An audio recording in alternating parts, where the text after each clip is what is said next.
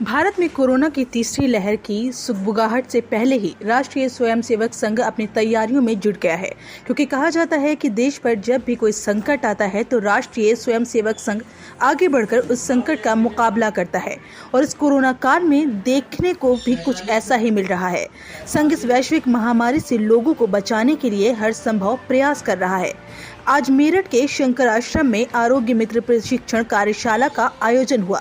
इस कार्यशाला में मेरठ प्रांत के 45 कार्यकर्ताओं को प्रशिक्षण दिया ताकि आने वाली तीसरी लहर से लड़ने के लिए संघ के स्वयंसेवक तैयार रहें और लोगों की सुरक्षा का कवच बनकर सामने खड़े रहें। इस कार्यशाला में प्रांत के कई सुपर प्रसिद्ध चिकित्सक भी शामिल रहे, जिन्होंने स्वयंसेवकों को कोरोना से बचाव के गुण भी सिखाए।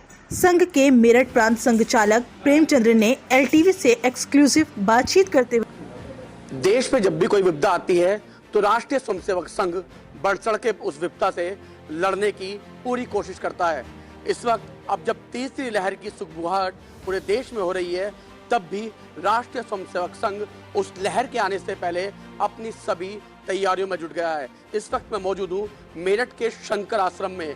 शंकर आश्रम संघ का कार्यालय है और यहाँ पर आज प्रशिक्षण दिया जा रहा है उन स्वयंसेवकों को जिनकी ड्यूटी लगाई जाएगी लोगों को कोरोना से बचाने के लिए। यहाँ उन प्रशिक्षण के दौरान उन लोगों को ये पीपी किट सहित जो तमाम जो किट है, तमाम जो वो सामान है, वो संसाधन है जो कोरोना से बचाव में उनका सहयोग करेंगे, वो सब यहाँ दिए जा रहे हैं। चाहे मैं इन दवाइयों की बात करूँ, मैं सैनिटाइज़र की बात करूं, या यहाँ अगर मैं दिखाऊं ये थर्मामीटर, इस थर्मामीटर की बात करूं। और इसके अलावा आपने देखा था कि पिछली जब दूसरी लहर आई थी तब ऑक्सीजन की कमी ज़्यादा हुई थी और लोगों को ऑक्सीजन से ज़्यादा जूझना पड़ा था। इसलिए ऑक्सीजन की कमी ना हो, इसलिए यहाँ पर ऑक्सीजन सिलेंडर के साथ साथ ऑक्सीजन कंसंट्रेटर भी हर एक गाँव में भेजा जाएगा और हर गाँव के साथ साथ उस व्यक्ति को प्रशिक्षित भी किया जाएगा जो पूरी सामान है या पूरी जो व्यवस्था है उस पूरी व्यवस्था को देखेगा।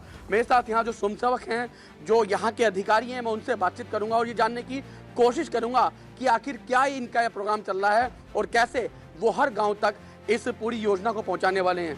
भाई साहब, आपका नाम और परिचय? मेरा नाम प्रेमचंद है। मैं मेरठ प्रांत का प्रांत संघ चालक हूँ, राष्ट्रीय स्वयंसेवक संघ का। अच्छा भाई साहब, ये बताएं, ये जो आपने पूरी तैयारी की है, ये तैयारी क्या सोच के की, क्या आइडिया आया था और कहाँ तक आप इस तैयारी को लेके जा रहे हैं? ये डॉक्टरों के द्वारा, अन्य वैज्ञानिकों के द्वारा ये हलचल पूरे दुनिया में है कि कोरोना की तीसरी लहर आने वाली है। हालांकि अभी तक अदृश्य है, पता नहीं कब आएगी, क्या होगा, लेकिन उसकी ये जो दूसरी लहर में जो देश ने कष्ट झेला है और एक पैनिक हुआ है, वो तीसरी लहर में ना हो, इसलिए अखिल भारतीय स्तर पर संघ के कार्यकर्ताओं ने ये विचार किया है कि हम उसकी पहले से तैयारी रखेंगे ताकि वो आने वाले समय में उस प्रकार की समस्या खड़ी ना हो सके। इसलिए आज हमने अपने मेरठ प्रांत की एक 45 कार्यकर्ताओं की एक टोली, जिसमें यहाँ के और बाहर के पूरे प्रांत के प्रसिद्ध डॉक्टर भी हैं, समाज सेवी भी हैं, उसमें हमारी प्रबुद्ध महिलाएं भी हैं, सबको हमने साथ लेकर के इस टोली को आज बुलाया है। हमने 4 घंटे का सुबह 9 से शाम 4 बजे तक हम उनका प्रशिक्षण करने वाले हैं कि हमको कैसे कैसे काम करना है आगे। ये टोली, इसी प्रकार की टोली फिर हम विभाग केंद्रों पर ले जाएंगे और विभाग केंद्र पर भी हम इसी प्रकार का प्रशिक्षण जिलों से बुलाकर वहाँ हम प्रशिक्षण करेंगे। फिर जिला केंद्रों पर हम खंडों से बुलाकर वहाँ हम खंडों तक प्रशिक्षण करेंगे। इसी प्रकार प्रशिक्षण करते हुए हम हर न्याय पंचायत, जिसे हम मंडल कहते हैं, हर मंडल तक हम अपना ये कार्यक्रम चलाने वाले हैं। हमारे प्रांत में 10,580 गांव हैं। हम प्रत्येक गांव में एक 5-6 कार्यकर्ताओं की, महिला सहित, हम एक टोली खड़ा करना चाहते हैं।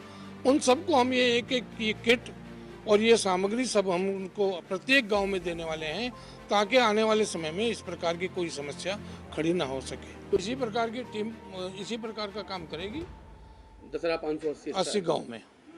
अच्छा, नगर केंद्र पर भी हम, जो हमारी बस्तियां हैं, प्रत्येक बस्ती में हम इसी प्रकार का एक कार्यक्रम चलाने वाले हैं। वहाँ भी हमें किसी प्रकार की टोली खड़ी करने वाले हैं। अच्छा, मतलब प्रशासनिक दृष्टि से अगर हम बात करें तो एक प्रांत के अंदर कितने जिले आते हैं?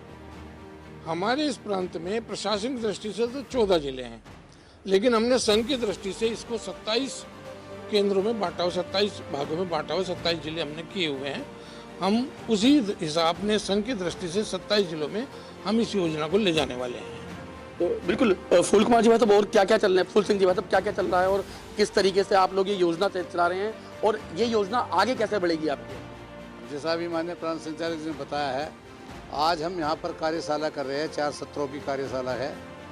इसके बाद हम आज ही अपने जो कार्यकर्ता है उनको विभाग का काम देंगे कि एक एक विभाग में 4-4, 5 कार्यकर्ता जाकर इसी प्रकार के जिला के कार्यकर्ताओं को बुला करके ये कार्यशाला करेंगे और फिर उसके नीचे खंड के कार्यकर्ता बुलाए जाएंगे और नीचे तक मंडल के कार्यकर्ता बुलाकर गांव तक हम इस योजना को लेकर जाएंगे।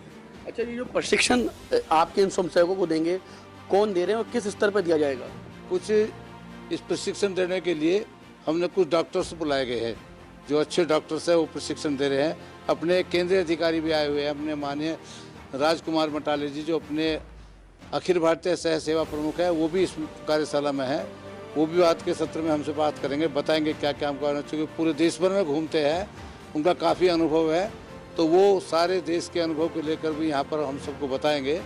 और कुछ डॉक्टर्स बुलाए हैं, अच्छे बड़े बड़े डॉक्टर आए थे, डॉक्टर वीरोत्तम तोमर भी गए हैं, अपने डॉक्टर अनिल जी है, अपने सह प्रचार प्रमुख भी है प्रांत के, उन्होंने भी प्रशिक्षण दिया। तो इसी प्रकार से सब प्रशिक्षण देकर उच्च कोटि के कार्यकर्ता हमको प्रशिक्षण देंगे और उसी को हम सीख करके नीचे जाकर प्रशिक्षण देने वाले हैं। नीचे तक प्रशिक्षण दे, जो सभी बताया, ये सामान हम दे रहे हैं ताकि वहाँ उपलब्धता हो जाए, कहीं आवश्यकता हो गैस ऑक्सीजन की, तो सब हम यहाँ से पूर्ति करेंगे। मतलब मेरा एक सवाल ये है कि 10,580 गांव तक आप पहुंचेंगे, उसके अलावा जो महानगर की बात है या नगर की बात है वहां तक भी आप जाएंगे, तो क्या जो चिकित्सक हैं वो हर सेंटर पर रहेगा या उसके लिए कोई विकल्प रहेगा? वो हम कुछ उन्हीं को प्रशिक्षित कर रहे हैं। कुछ डॉक्टर की आवश्यकता हो तो डॉक्टर भी रखेंगे। अन्य जैसे अभी हमारे आइसोलेशन सेंटर चले थे, उसमें काफ़ी कार्यकर्ताओं ने काम सीख लिया और स्वयं भी वो कर लेते हैं। तो हम नगरों में भी इसी तरह किया कि महानगरों में भी जो नगर है और बस्ती तक है, वहाँ तक भी हम ये व्यवस्था करेंगे।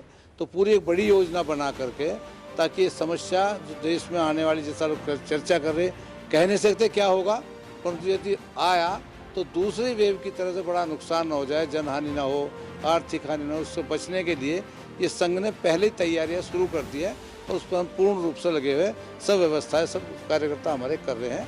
ऊपर से हमारी सभी सूचनाएं। तो बिल्कुल देखा अपने, यहाँ संघ ने पहले ही अपनी सारी तैयारियां कर ली है। जिस तरह दूसरी लहर में लोगों को जान और माल दोनों का नुकसान हुआ था, अब लोगों को कोरोना जैसी वैश्विक महामारी से बचाया जा सके और लोगों की जान को भी पूरी तरह सेफ जोन में रखा जा सके। मेरठ से सावन के साथ लोकेश टंडन, LTV।